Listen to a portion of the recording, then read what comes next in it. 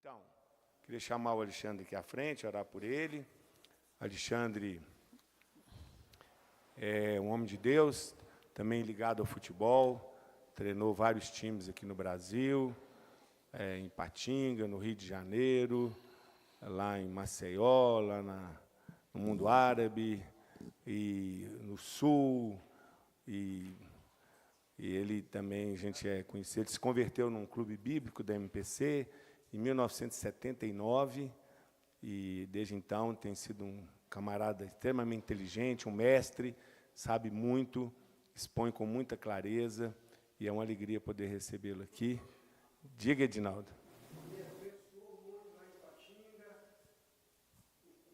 Amém. Isso. Quando era técnico lá de Ipatinga. Muito bom. Então vem aqui, Alexandre, vamos orar. Senhor, abençoa Alexandre em nome de Jesus, da cabeça aos pés. Fala, Deus, ao nosso coração por meio dele, Pai.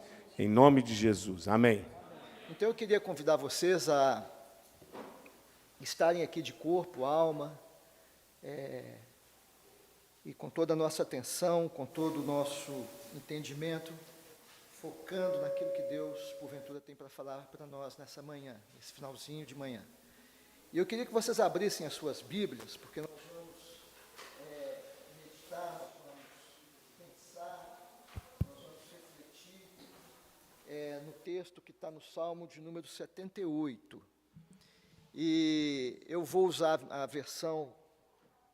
a nova versão internacional, fique à vontade para usar a sua versão, mas mantenha a Bíblia aberta, né? Nós vamos andar pelo texto, nós vamos conversar, nós vamos refletir, nós vamos ponderar algumas coisas. Eu acho que é importante que você tenha a sua Bíblia, o seu smartphone aberto, quem puder, anote, quem puder, tome nota daquilo que Deus, porventura, falar ao seu coração. Salmo 78, nós vamos ler do versículo 3 ao versículo 7. Salmo 78, versículo 3 a 7. E a palavra do Senhor diz assim: as coisas que ouvimos e aprendemos e que os nossos pais nos contaram, não as esconderemos dos nossos filhos. Contaremos à próxima geração os louváveis feitos do Senhor, o seu poder e as maravilhas que ele fez. Ele estabeleceu um testemunho para Jacó e em Israel estabeleceu a lei. Ordenou aos nossos antepassados que os ensinassem aos seus filhos, para que a geração seguinte os conhecesse, e também os filhos que haveriam de nascer, e eles, por sua vez, contassem aos seus próprios filhos. Versículo 7. Assim eles poriam a confiança em Deus, não se esqueceriam dos seus feitos e obedeceriam aos seus mandamentos. Esse não é um salmo de Davi, esse é um salmo de Coré, e ele tem um aspecto interessante. Ele, ao contrário dos outros salmos, ou da maioria dos salmos, ele não tem a mínima pretensão de consolar ninguém. Ele, na verdade, é um salmo histórico, é um salmo didático. Ele é pedagógico porque ele conta a história do povo de Israel. Mas aqui, ele está contando basicamente e está trabalhando em dois eixos. O primeiro é que fala que Deus age com fidelidade, mas fala também que o povo responde com esquecimento e rebeldia. Basicamente, essa é a toada do texto.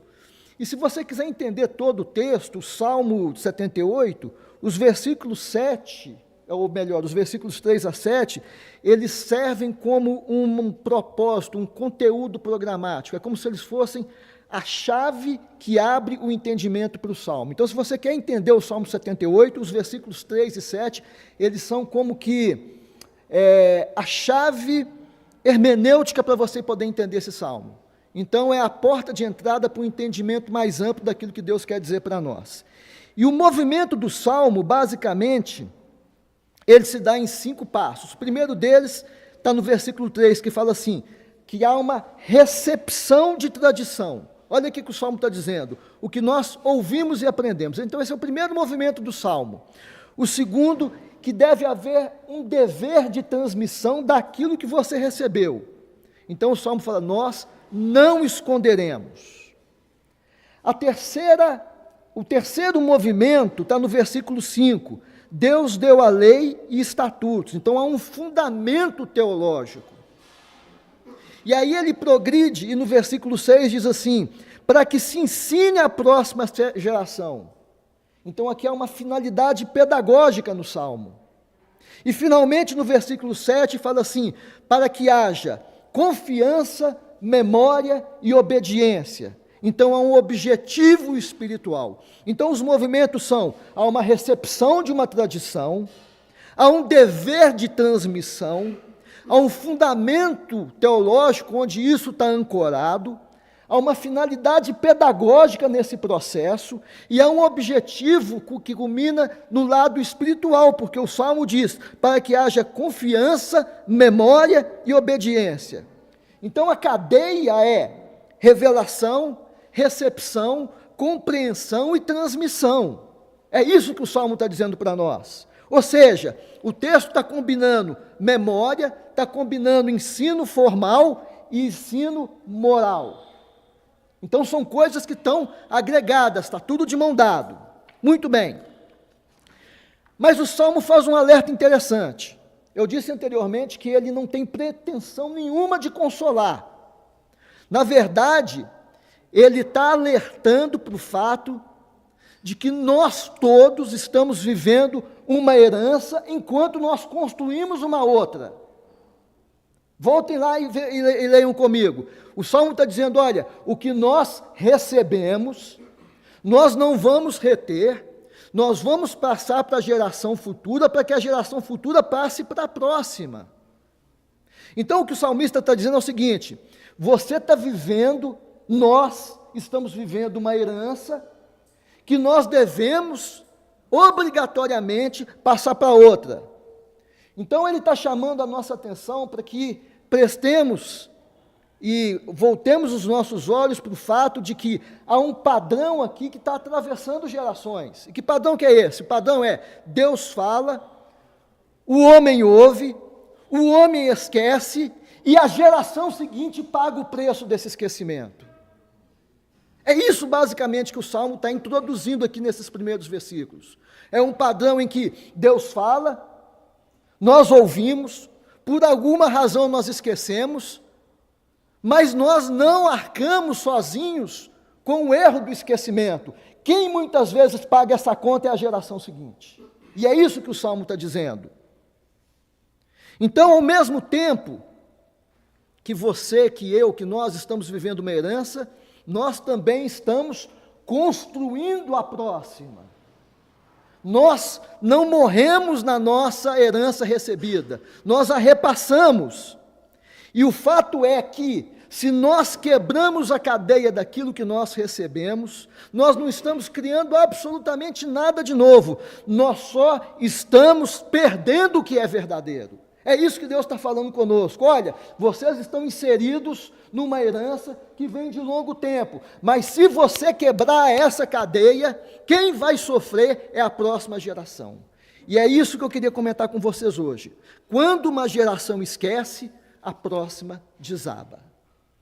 Se você sair dessa manhã aqui com isso em mente, de que quando você esquece aquilo que você recebeu e não passa para frente, a próxima geração é que vai sofrer. É isso que Deus está falando conosco nessa manhã. Bom, olhe para a geração que nós estamos vivendo hoje. Pastor Abraão fez uma breve introdução a respeito do que nós estamos vivendo hoje. Eu quero rapidamente, sucintamente falar com vocês e vocês vão conseguir identificar algumas coisas.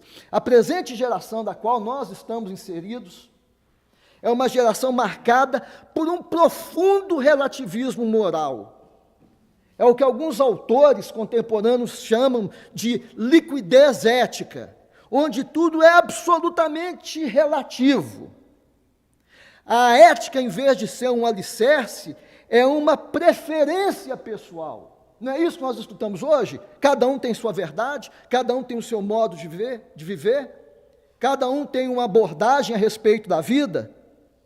Então, quando a Bíblia fala de que o testemunho de Deus é passado, sem esse testemunho que é passado à frente, a moralidade se torna líquida, se torna efêmera. Não há testemunho de Deus para essa sociedade. E a gente consegue perceber isso claramente. Acessa a internet, liga a televisão, conversa com as pessoas. O meu filho mais novo acabou de formar e eu fui na apresentação do TCC dele. Faculdade de Filosofia e Ciências. Alguma coisa parecida com isso. Eu tive, numa tarde, uma amostragem do quão perdida, do quão subvertida está essa geração. Passa um dia, uma tarde, numa faculdade, principalmente federal, para você ver. É só uma amostra. Uma segunda coisa que é muito comum e é muito presente na nossa sociedade, na nossa cultura, nessa geração, é que ela está tomada por um agnosticismo cético, um profundo sentimento de descrença na pessoa, na realidade espiritual. Nós vivemos uma era secular, uma era em que o transcendente, que o imanente, numa era em que o espiritual é jogado, é descartado, é relegado a segundo plano. E a ciência, que deveria ser uma ferramenta para explicar o como, ela tenta explicar o porquê. A ciência é uma ferramenta que deveria ser usada para explicar o como que as coisas acontecem. Mas principalmente depois da pandemia da Covid-19, a ciência ganhou na mentalidade da sociedade um altar. Viva a ciência explica absolutamente tudo. Então essa é uma sociedade, essa é uma geração que está flertando rapidamente com o agnosticismo, com a descrença em Deus. Um terceiro aspecto dessa nossa cultura é uma crise de esperança, é um sentimento de niilismo, de profunda descrença e apatia com o futuro. Quando a história de Deus é esquecida, a esperança perde o seu objeto. E é isso que nós estamos vivendo hoje. A juventude hoje passa por uma depressão existencial. A vida para eles, muitas vezes, para essa geração, é vista como uma sucessão de eventos aleatórios, que não tem propósito, que não tem sentido, que não tem razão de ser.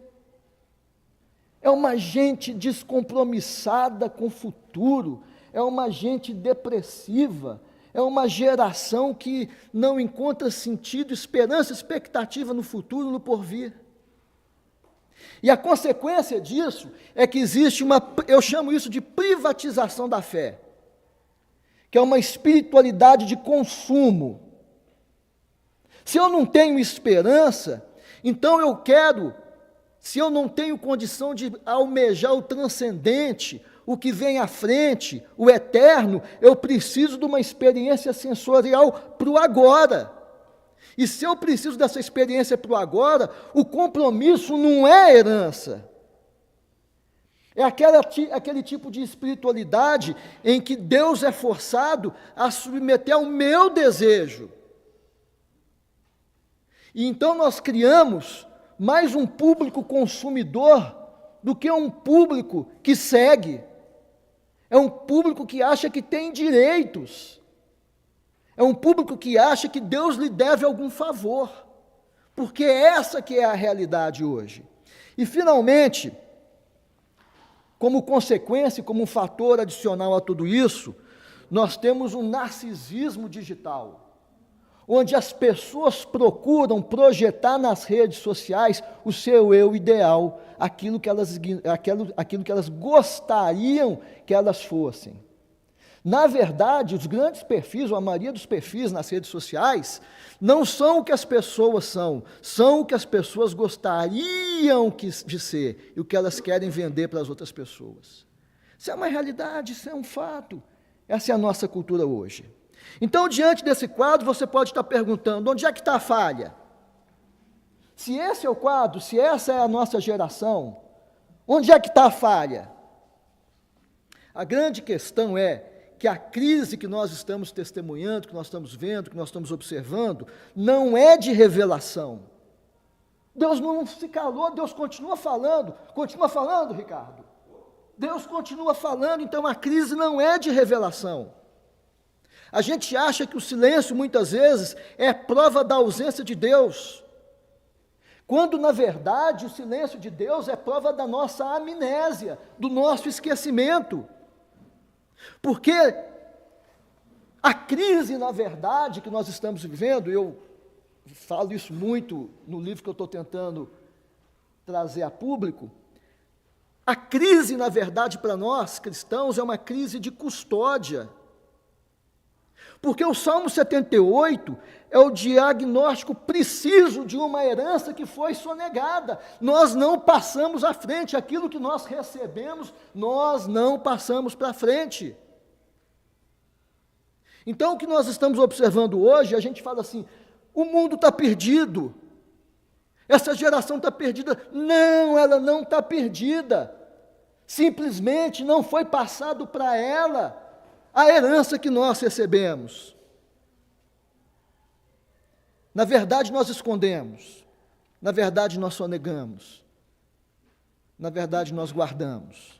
Muito disso em função daquilo também, da maneira como nós recebemos. Mas há alguma coisa que eu queria comentar com vocês também, que nós precisamos assumir uma responsabilidade de uma decisão moral.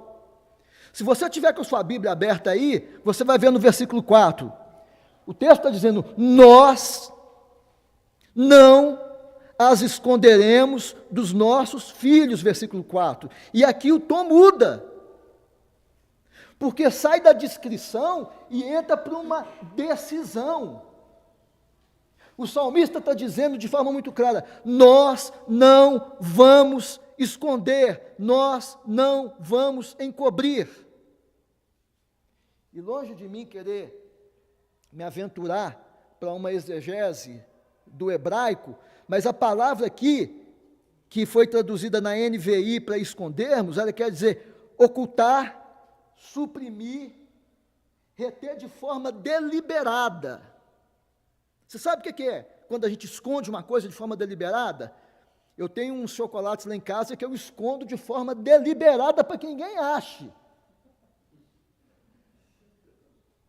Então é isso que o texto está dizendo, a força da palavra aqui é essa. E isso é crucial porque carrega o peso da nossa omissão. No hebraico bíblico, esconder a verdade, uma verdade que deveria ser transmitida, que deveria ser pública, é visto como um gesto de traição à aliança com Deus. É forte? É pesado? Mas é a realidade. Então, o silêncio dos pais em transmitir, dentro da perspectiva bíblica, é interpretado como uma hostilidade passiva contra o futuro da próxima geração.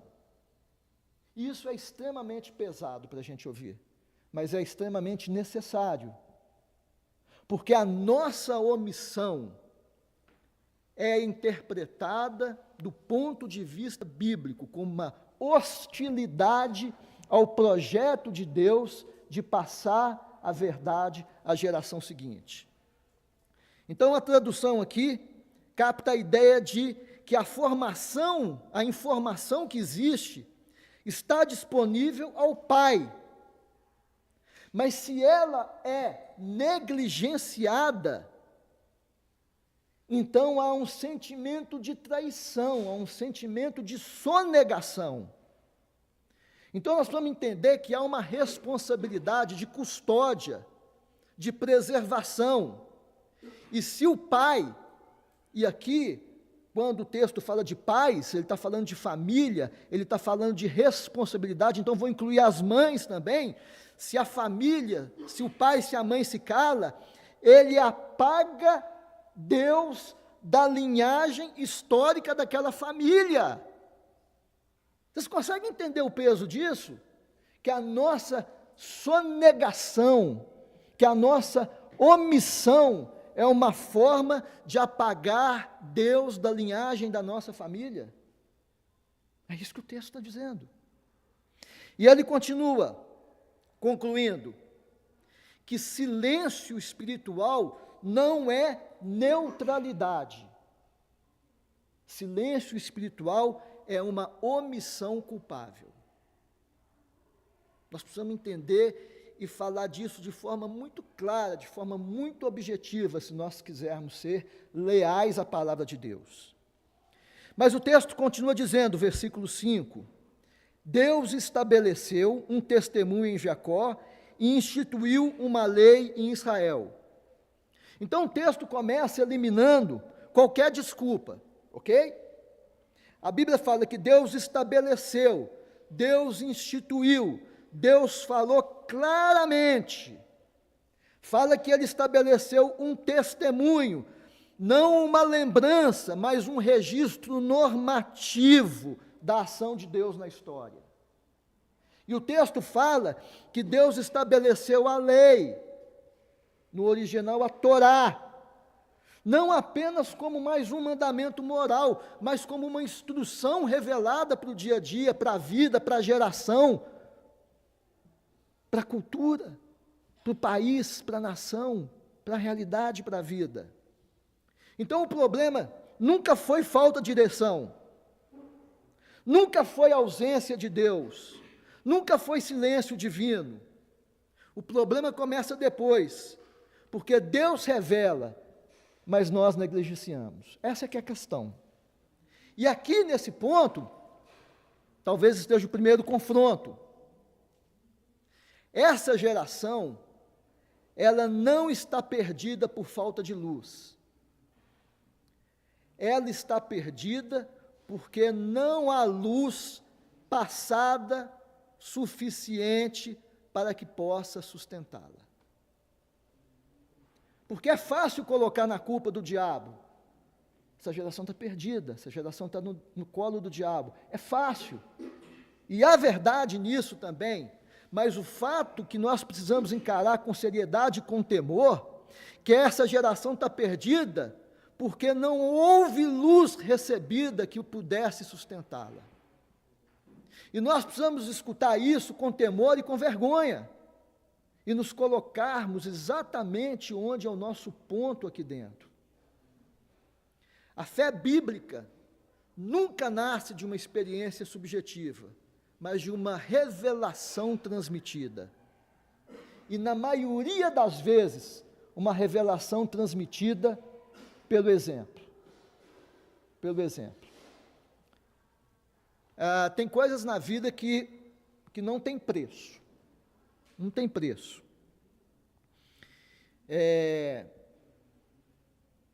Há cerca de 5 meses atrás, eu tive uma resposta de oração. 13 anos orando por um pedido. E Deus respondeu. E meu filho mais novo, muitos aqui conhecem, inclusive às vezes é voluntário aqui na MPC nos acampamentos, ele virou para mim e falou assim, estou muito feliz, porque eu vi o quanto que você orou por isso. Isso não tem preço. Isso não tem preço. Sabe por quê? Porque ele aprendeu. Ele aprendeu. Então, nós precisamos entender que a fé bíblica, ela é transmitida, ela é repassada, a tal ponto que possa influenciar, a tal ponto que possa mudar, transformar, revigorar, fazer nascer de novo, transformar a vida, transformar pessoas. O ponto, portanto, de ruptura não são os filhos, são os homens. São os homens. O versículo 5 diz assim, ordenou aos nossos antepassados que os ensinassem o quê? Aos seus filhos. Versículo 5, se você tiver com sua Bíblia aberta. E aqui está o eixo central.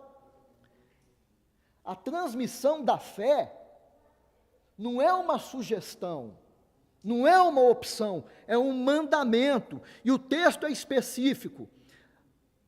Ordenou aos nossos antepassados, ordenou aos pais. E aqui eu queria sacudir um pouco vocês, porque o texto não está dizendo, ordenou aos líderes religiosos, embora eles sejam essenciais e importantes, não ordenou às instituições, não ordenou às missões, embora elas tenham um legado importante nisso tudo, não a alguém mais preparado. Eu morei na Arábia durante 10 meses, e meu vizinho de prédio, como a maioria, eram muçulmanos. E todos os dias à tarde, todos os dias à tarde, chegava uma pessoa na casa do meu vizinho. E passava lá 1 hora, uma hora e meia. Aí eu perguntei um dia para ele, e ele falou assim, não, é um professor contratado que vem aqui na minha casa todos os dias para ensinar o Alcorão para o meu filho adolescente. Eu disse, uau! Impressionante. E aqui eu fico me perguntando se eu, como pai, não sou o primeiro agente comissionado por Deus na evangelização da minha casa. Porque a minha casa é o meu primeiro campo missionário. Ok? A minha casa é o meu primeiro campo missionário. Então a questão toda é que o ponto de ruptura não são os filhos, são os pais. E aqui está a realidade que talvez a gente não queira encarar. É que a maioria dos homens hoje não rejeita Deus abertamente. Eles apenas não transmitem Deus intencionalmente.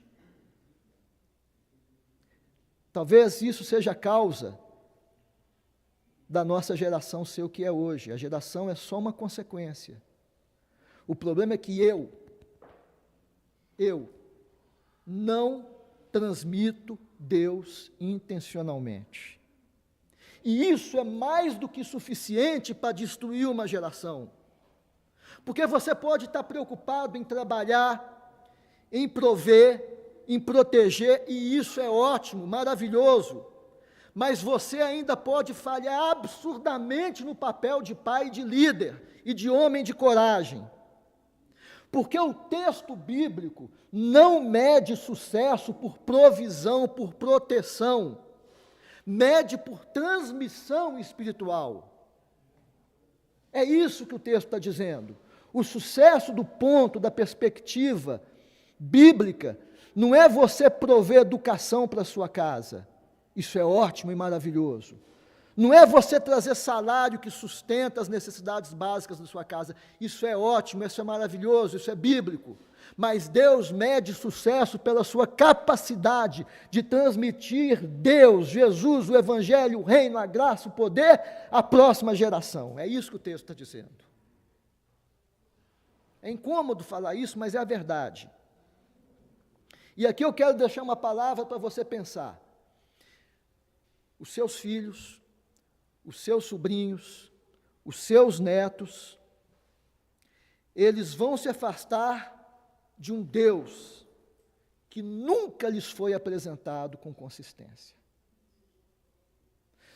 Se Deus não é apresentado para os seus filhos, para os seus netos, para os seus sobrinhos, de forma consistente, eles vão se afastar e você vai ficar surpreso um dia e falar assim, como que isso aconteceu? Essa é a realidade, esse é o fato. E que nós precisamos entender isso com muito temor diante de Deus. Versículo 6. Para que a geração seguinte os conhecesse, também os filhos que haveriam de nascer, e eles, por sua vez, contassem aos seus filhos. Então o texto está dizendo que a memória está em fluxo, a memória está caminhando. E que nós precisamos promover um conhecimento que passe de geração para geração. Então, repare que o texto está falando de 3 camadas, de 3 gerações. Ele fala da geração atual, da próxima geração e da geração que ainda não nasceu. E aqui, a gente consegue perceber que parece que tem uma engenharia nesse texto, Ricardo. O texto parece que está dizendo que a fé não é um estoque. O texto está dizendo claramente que você não guarda a fé para o seu neto, para o seu filho. Você estabelece um fluxo. É como se fosse, ou como se houvesse uma logística de entrega. O conhecer da segunda geração é o combustível que vai contar para a geração que ainda não chegou. Então o Salmo está mencionando filhos que haveriam de nascer ainda. E isso traz uma responsabilidade para nós assustadora. Porque aqui é um aspecto de uma omissão retroativa. Porque o seu silêncio hoje representa a privação do direito de alguém que sequer existe ainda. Você consegue pensar nisso? Que o seu silêncio hoje vai impactar gente que ainda não pisou nessa terra? Que a sua força, que o seu trabalho, que o seu testemunho, que o seu papel de homem de coragem vai impactar uma geração que não chegou ainda? Que a sua fidelidade pode ser o oxigênio que vai alimentar uma geração que vai nascer daqui a 20 anos. E que se você quebrar isso, você vai implicar, você vai determinar, você vai influenciar alguém que ainda não chegou. É isso que o texto está dizendo. O texto está falando que a fé bíblica não é transmitida por genética, mas por narrativa.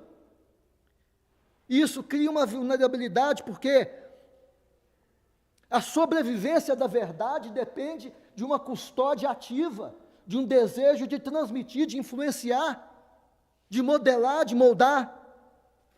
E eu queria considerar algumas coisas com você sobre isso, que há uma descontinuidade acelerada que nós estamos observando.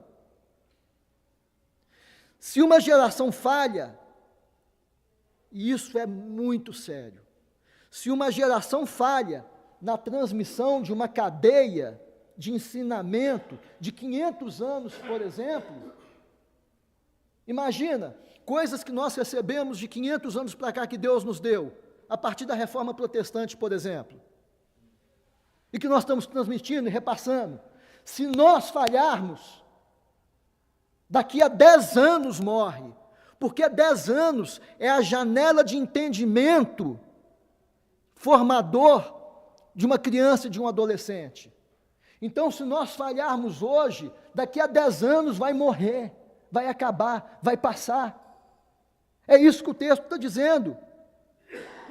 A geração seguinte vai esquecer séculos de intervenção divina, de livramentos, de valores, de ritos, de compreensão teológica. É isso que o texto chama dos louváveis feitos do Senhor. Se nós falharmos, daqui a 10 anos, os louváveis feitos do Senhor vão ser esquecidos. Então nós vamos criar um vácuo narrativo. Quando você interrompe a sequência, o fluxo do conhecimento de Deus, e aí é que está o problema. Se você interrompe, cria um vácuo. E o vácuo vai ser preenchido por alguém, adivinha por quem? A minha omissão cria um vácuo, e esse vácuo é percebido por olhares milenares, perversos, e ele preenche aquilo que era a minha responsabilidade transmitir. E aí cria-se uma coisa que eu chamo de engenharia de substituição narrativa. A tática é velha, veja como é que ela funciona. Lembra do Éden? Como é que o diabo falou para Adão e Eva? Não é bem assim que Deus disse. A tática não mudou. O que existe hoje é uma tentativa de preencher um vazio. O diabo quer romper com o passado, porque se ele rompe com o passado, ele rompe com a raiz que nos liga a Deus. A estratégia é essa, é dele dizer, não é bem assim. E aí o diabo usa algumas ferramentas, e nós não vamos gastar muito tempo nisso aqui, mas ele usa o marxismo cultural, atrelado a várias ideologias, como a ideologia de gênero, como o feminismo, por exemplo, para preencher um vácuo que a igreja deixou de dizer, deixou de proclamar. Então eu queria dizer, e queria reafirmar para vocês, neutralidade espiritual não existe. Existe transferência de custódia. Ou você assume a custódia de passar para a geração seguinte os honoráveis, os grandes, os magníficos feitos do Senhor, ou você vai deixar para outro ser fazer isso? Então a questão aqui é quem vai transmitir para a próxima geração, se é a igreja ou o inferno. É simples, é fácil de entender, é fácil de perceber. Então, versículo 7. O que diz o versículo 7? Para o quê? Para que não se esqueçam, ou para que não se esquecessem das obras de Deus. Então, aqui eu queria falar para você que esquecimento não é fraqueza. Vamos falar direto? Como diz lá no Rio de Janeiro, papo reto? Esquecimento é negligência. A Bíblia fala que esquecimento é traição, não é um lapso de memória. No hebraico, esquecer de Deus é um ato de infidelidade ativa. Então preste atenção comigo aqui, o texto não diz para que aprendam coisas novas, o texto está dizendo para que não se esqueçam, e isso aí muda tudo. Então o problema central não é a ignorância, não é a amnésia espiritual, e essa amnésia não acontece por acidente, ela acontece quando homens, quando nós, não repetem, não registram, não contam, não celebram, e principalmente quando não vivem. É isso que o texto está dizendo. Deus continua agindo, continua, amém? Amém. Então, e ninguém transforma isso em memória.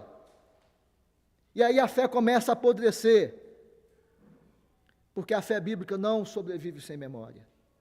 Sem memória, o texto diz que não há confiança e não há obediência, para que se pusessem em Deus a sua confiança e obedeceriam aos seus mandamentos. Então, o que nós estamos vendo aqui é que a prioridade errada explica muito daquilo que nós estamos vendo hoje.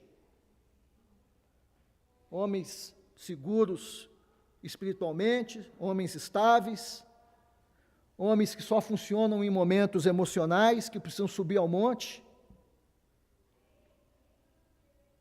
que precisam de uma catarse emocional. Sabe por quê? Porque eles não têm história com Deus. Eles não têm história com Deus. Nós precisamos de homens que tenham história com Deus. Que tenham história com Deus. Que tenham intimidade. Que tenham o que falar de Deus. Que tenham o que transmitir a respeito de Deus. Que tenham o que falar a respeito dos grandiosos feitos do Senhor. E agora que eu estou me aproximando de encerrar, eu queria trazer para vocês, basicamente, 2 ou 3 conclusões. E quem estiver anotando, anota, porque se você sair daqui com alguns insights daquilo que nós comentamos nessa manhã, eu acho que você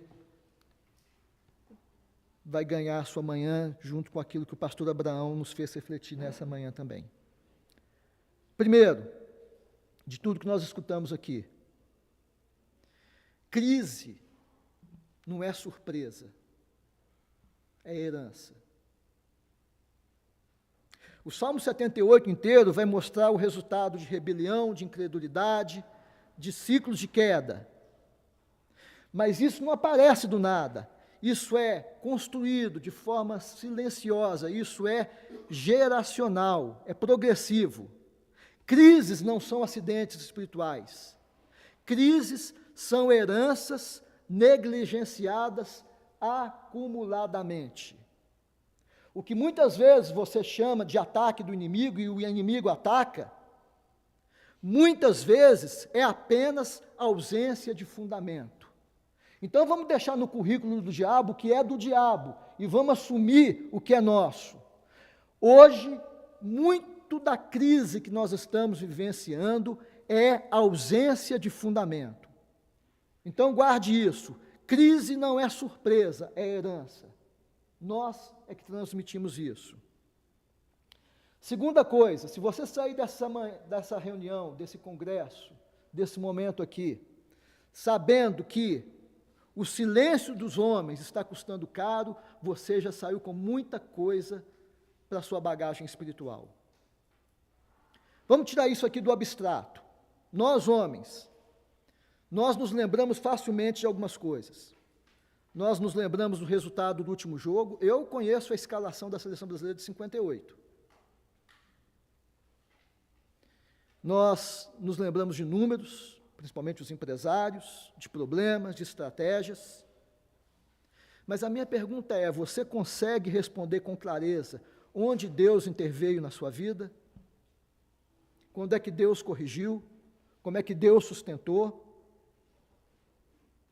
Se você não consegue, é porque isso não é falta de memória, isso é falta de prioridade.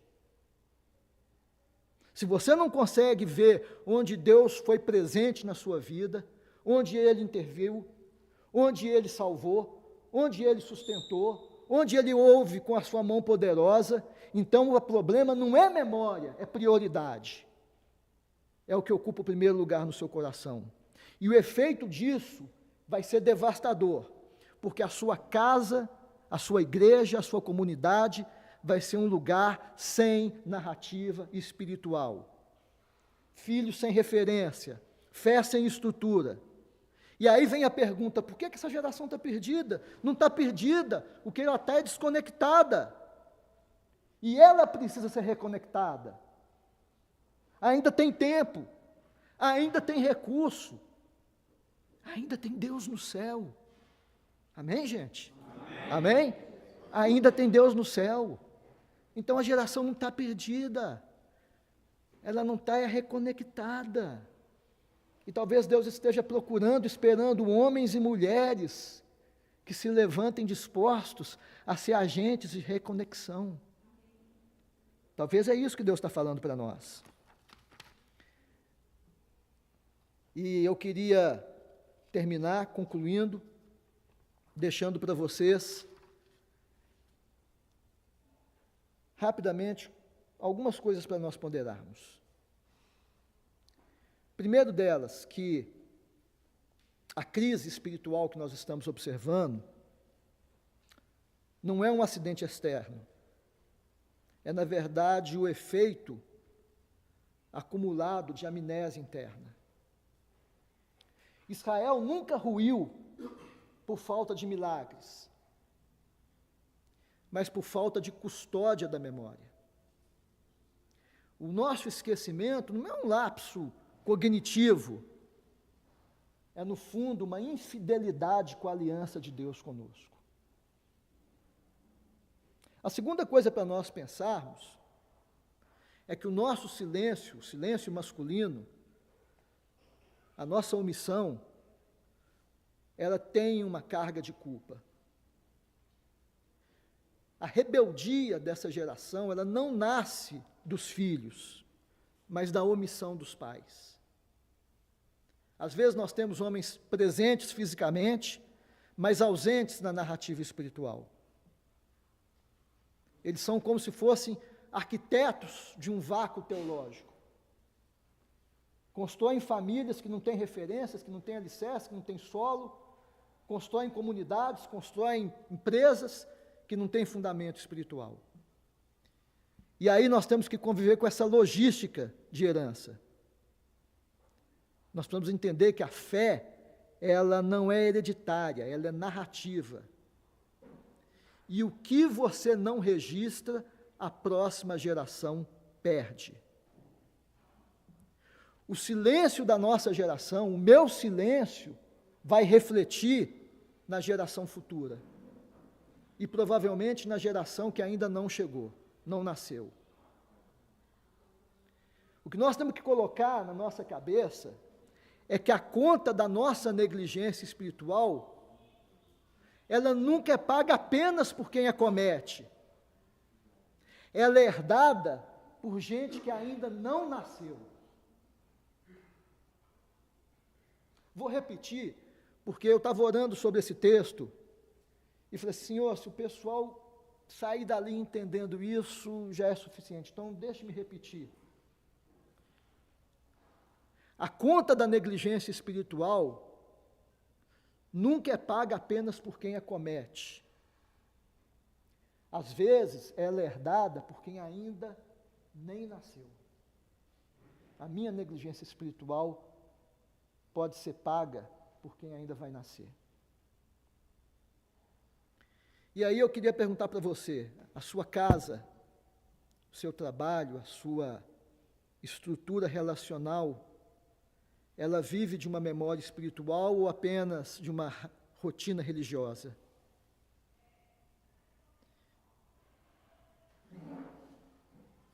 Se a sobrevivência do Evangelho dependesse exclusivamente da sua narração, o Evangelho terminaria em você ou ele passaria à frente?